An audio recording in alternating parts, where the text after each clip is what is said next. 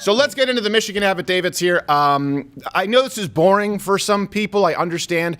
But I want to make sure that you understand exactly what is in this document, what matters. Kind of some of these things are tough to read. Yeah. So first off, this was introduced by quite the dish, Kayleigh McEnany, yesterday.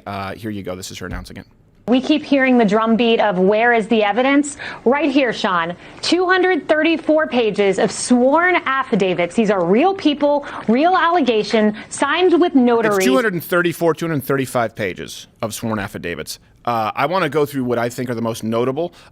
First off, Half Asian Bill, can you explain to people what a sworn affidavit is and why it matters? Why it's not just, I think this election is bad. And so there are two different systems. You have the state and the federal. At the federal level, the penalties are wide-ranging depending on the circumstance, but you could generally have about up to 5 years in federal prison. And that's for perjury. So perjury applies to sworn affidavits, just like being under oath in court. It does. I mean, when you are making an under oath statement in writing in an affidavit, it is the equivalent of sitting on the stand with a judge there and making a statement, again, under oath. Yeah. So in the state of Michigan, which is where these affidavits are from, they actually have even more strict penalties. It can be up to 15 years, and it's a felony. So you would have to believe that these affidavits are false. You would have to believe that someone was willing to give up not only more than a decade, potentially, of their own freedom, but also all the other things that go along with being a felon and the rights that you lose. Yeah, and you don't want to be Michigan's next Ilhan Omar. Or sorry, Rashida Tlaib. Yeah. The point is, their affidavits, their hands on the cross. These affidavits are very detailed as to what these people saw taking place. So let me give you one here.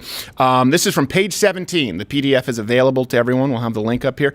On page 17, someone said that there were batches of ballots run through the ballot machine as many as 5 times. This is a direct quote. Ooh.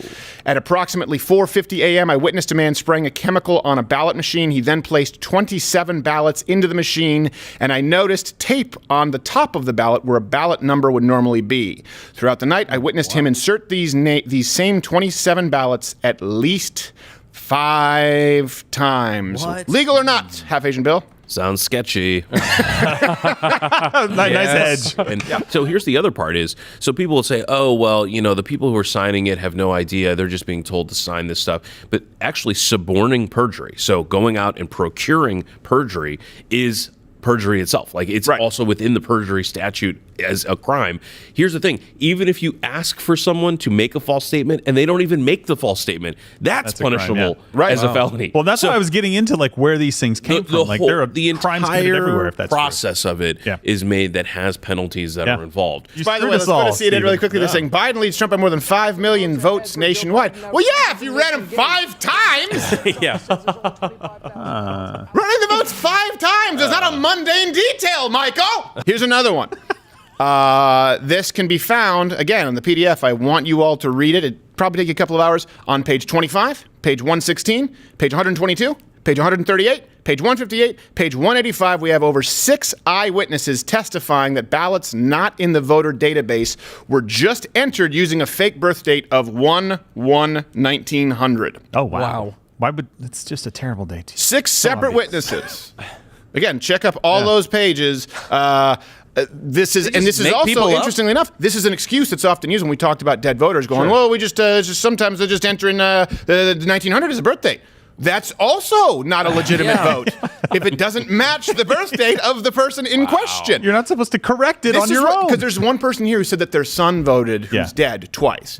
Now, all of the local news said that had been disproven, but they didn't actually provide sources to it being disproven. What I had read was they said, well, sometimes if they're part of a new township that's created, they'll just give them like a birthday like 1900.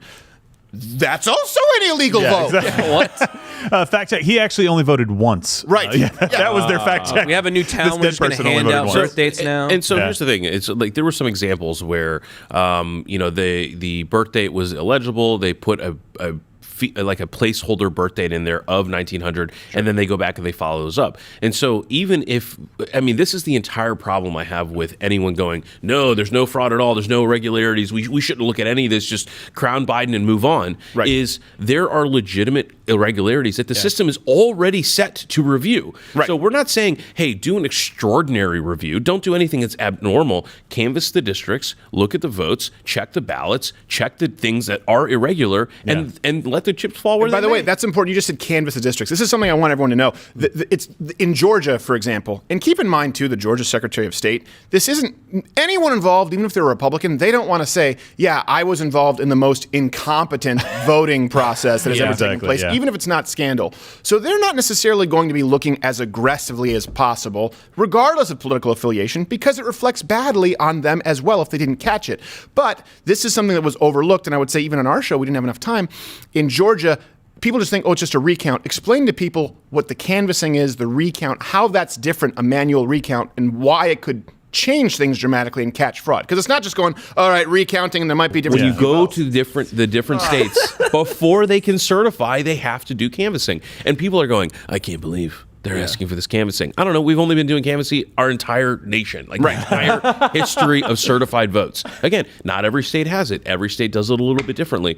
All we're saying is do the process you normally do. And in an election where it's not that close, no one pays attention. But just because you didn't know canvassing happens and that canvassing is required and vote certification is happening and reviewing the irregularities and checking to make sure they're right, doesn't mean that has already been the process. That's what I think this comes down to, if people believe that this is legitimate or not. For example, just because you didn't know that canvassing happens, just because you didn't know, for example, it's like, I think that vote should count, but he wasn't born in 1900. Well, that's illegal. I didn't know that. It's not an argument. It doesn't matter. This is from page 37. Regarding mail-in voting. Poll watchers observed mail-in ballots being logged even when they had no signature or weren't a registered voter. Again, you can find this in the PDF on page 37. We have seen this happening across many sworn affidavits across the country. Again, all of this is just Michigan. There are also numbers coming in that there are a disproportional number of ballots that just had Biden and Harris, and I can't verify this, but it hasn't really largely been disputed, where it's just Biden and Harris and not the rest of the ticket. Nothing else voted which is very Very rare. weird. And now all of a sudden you have ballots accepted, mail-in ballots, at 30 times the rate of any other election. Unbelievable. Because any signature is good enough. Think about that for a second. All of these things, and then something that is statistically observable, no one can dispute this whatsoever, mail-in ballots in the year, the first time they were unrequested, accepted at 30 times the rate. Rejection rate was 1% is what it used to be. Now it's like 0.03 something percent. Think about it. Those add up. Over 100,000 votes, a couple million votes. That's not a rounding error. That's winning a state. No. This is from page 107. A poll watcher saw poll workers duplicating ballots to incorrect precincts in order to run through 2 ballots for one person. And they said that they observed this repeatedly about 20 to 30 times. So of all the different allegations, this is one of the ones that I think is a very much like there's no innocent explanation for that. Right. If they saw what they saw, and I realize they've signed and said that this is what they saw.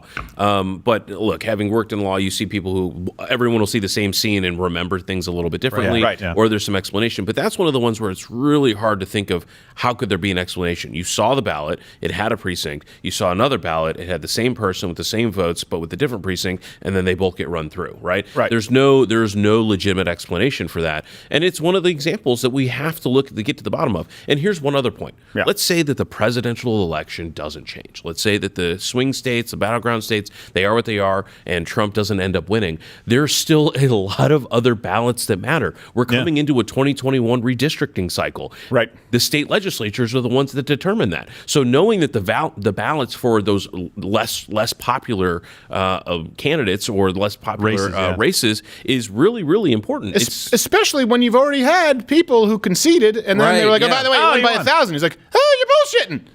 Think about this for a second. How would you not want to investigate an election where you had a 6,000 vote slip, just to flip, and they go, well, we caught it so the system works. Well, hold on a second. You caught it in one district and you're claiming it works. I would prefer that it didn't happen at all. Seems it's an oversight that 6,000 votes were miscounted for the wrong guy entirely. And we also have another in Michigan, a Republican who conceded. And then they found out, actually, you won by 1,000 votes, which in that district is a lot. That's a significant margin. This happened, just those 2 examples. Wouldn't that warrant an investigation of every vote in the state of Michigan? This is page 172. A poll watcher examined a box of ballots and found 60% or more had the same signature. What? That's totally normal. Again, we need to investigate this, but this is a sworn affidavit. Right. That comes from someone in Michigan. That's something that hand counting with supervision will find. You would Exactly. think That's so. why they don't want it. And this is a question that I did have for you, Half Asian Lawyer Bill.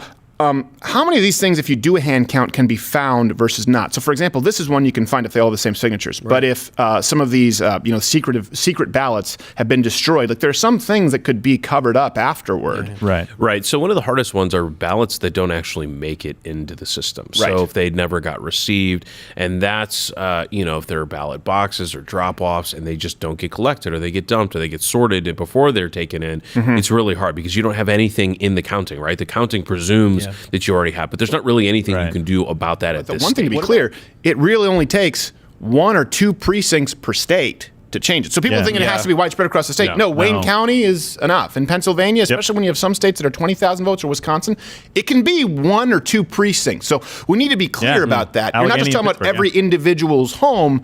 These ballots are collected in basically what are giant ballot farms, effectively, right? And then if it's covered up in Bristol board and they don't let anyone in, then now you know that you're screwed. Watch Good Morning Mug Club live every Monday through Thursday at 10:15 Eastern.